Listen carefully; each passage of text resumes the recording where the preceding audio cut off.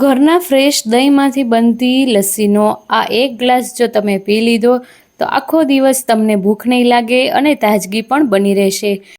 તો ઉનાળામાં શરીરને ઠંડક આપતી, સ્વાદ અને સેહતથી ભરપૂર આ બે પ્રકારની લસ્સી બાળકોથી લઈ અને મોટા બધાને ઘરમાં ભાવશે।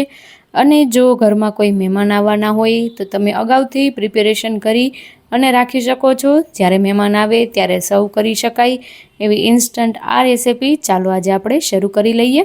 જો તમને મારી રેસિપીઝ ગમતી હોય તો એક લાઈક જરૂરથી કરી દેજો। તો આ જે લસ્સી છે તે આપણે ઘરના બનેલા દહીંમાંથી બનાવવાની છે। તો તાજા દહીંમાંથી બનતી લસ્સીનો સ્વાદ જ અલગ હોય છે। આ દહીં આપણે એકદમ ખટાશવાળું લેવાનું નથી, થોડું એવું મોડું એવું દહીં આપણે લઈશું। તો આનું જ્યારે આપણે મેળવણ કરીએ ત્યારે ખાટી છાશનો ઉપયોગ કરવાનો નથી, મોડી છાશ ફક્ત આટલા દહીં જમાવવા માટે મેં ફક્ત એક નાની ચમચી જ મોડી છાશ લીધી છે। તો સરસ એવું બીજા દિવસે દહીં જામી ગયું છે। તો અહીંયા પર મેં એક ઊંડા વાસણની અંદર દહીંને ટ્રાન્સફર કરી લીધું છે અને આ રીતનું જે વિસ્કર હોય છે તેનાથી વિસ્ક કરું છું। જો તમારી પાસે ઝેરણી હોય છાશ ચાળવાની તો તમે એનો પણ ઉપયોગ કરી શકો છો। મિક્સરમાં આપણે દહીંને ફેટવાનું નથી, કારણ કે મિક્સરમાં હાઈ સ્પીડના કારણે આની જે થિકનેસ છે તે ઓછી થઈ જશે અને લસ્સીમાંથી છાશ બની જશે। તો હંમેશા હાથની મદદથી જ આને ફેંટવાનું હોય છે। અહીંયા પર સ્વીટનરની માટે મેં 2 ચમચી દળેલી ખાંડ લીધી છે। અહીંયા પર આપણે અત્યારે થોડી એવી સ્વીટનેસ ઓછી રાખશું, કારણ કે આપણે આની અંદર બીજું પણ બધું એડ કરવાનું છે। તો સૌથી પહેલાં એક પાઇનેપલ ફ્લેવરની લસ્સીની માટે મેં પાઇનેપલને ઝીણા ઝીણા ટુકડામાં સમારી લીધા છે। જો તમારે આની પલ્પ બનાવવી હોય તો મિક્સરમાં કરી શકો, પરંતુ લસ્સી આપણે જ્યારે પીએ ત્યારે પાઇનેપલના પીસીસ જે મોઢામાં આવે તેનો ટેસ્ટ ખૂબ જ સારો લાગે છે, એટલે હું અહીંયા પર નાના નાના ટુકડાની અંદર કટ કરી રહી છું। તો આ જે રેસિપી છે તે આપણે માર્કેટમાં રેડીમેડ ક્રશ આવે છે તેનો ઉપયોગ કરીને બનાવું છું। જો તમારે રેડીમેડ પલ્પ કે પછી ક્રશ ના લેવો હોય, સિરપ ના લેવી હોય તો પાઇનેપલ ક્રશની રેસિપી મારી ચેનલ ઉપર છે, ત્યાંથી તમે જોઈ શકો છો। હવે આપણે સર્વિંગ કરીએ।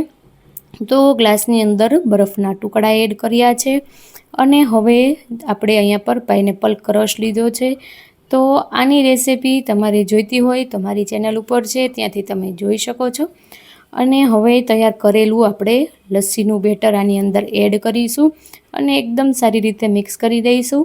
ઉપરથી થોડા મેં પાઇનેપલના ટુકડા એડ કર્યા છે કે જેથી તે સરસ રીતે ગ્લાસની અંદર ભળી જાય। બીજા ફ્લેવર આપણે રોઝ ફ્લેવરની લસ્સી બનાવવાના છીએ।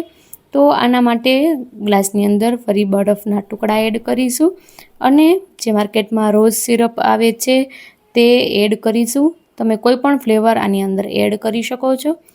તો હવે આપણે જે લસ્સીનું બેટર બનાવ્યું છે તે એડ કરી દઈએ। આપણે અગાઉ લસ્સી થોડી મોડી જ રાખી હતી, કારણ કે આની અંદર સિરપ નાખવાના હતા। જો તમારે પ્લેન લસ્સી બનાવવી હોય તો પણ બનાવી શકો, ત્યારે સાકરનો ભાગ થોડો વધારે એડ કરી દેવાનો। હવે એકદમ સારી રીતે મિક્સ કરીશું અને ઉપરથી થોડા રોઝ પેટલ્સ પણ એડ કરીશું।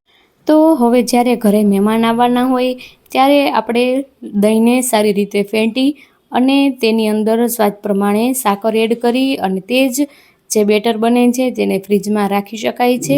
જ્યારે મહેમાન આવે ત્યારે તેની અંદર ફ્લેવર્સ એડ કરી સર્વ કરી શકાય છે। જો લસ્સી બનાવતા એક વાતનું ધ્યાન રાખવાનું કે આપણે આને મિક્સરમાં નથી બનાવવાની, હાથની મદદથી જ ફેંટવાની છે। તેની સાથે સાથે ફેંટતી સમયે આની અંદર આપણે બરફ નથી એડ કરવાનો। જો આપણે મિક્સિંગના સમયે બરફ એડ કરીશું તો તેની થિકનેસ આટલી ઘાટી નહીં રહી। અને જો તમારે એકદમ ચિલ્ડ લસ્સી જોઈતી હોય તો દહીંને અડધી કલાક સુધી ફ્રીજમાં રાખી દેવાનું, ત્યારબાદ તેને આપણે ફેંટવાનું અને ફરીથી ફ્રીજમાં રાખી દેવાનું, જેથી કરી દહીંની થિકનેસ પણ ઓછી નહીં થાય અને એકદમ ઠંડી ઠંડી લસ્સી બનીને તૈયાર થશે। તો આજનો આ વિડીયો જો તમને ઉપયોગી હોય તો એક લાઈક જરૂરથી કરજો।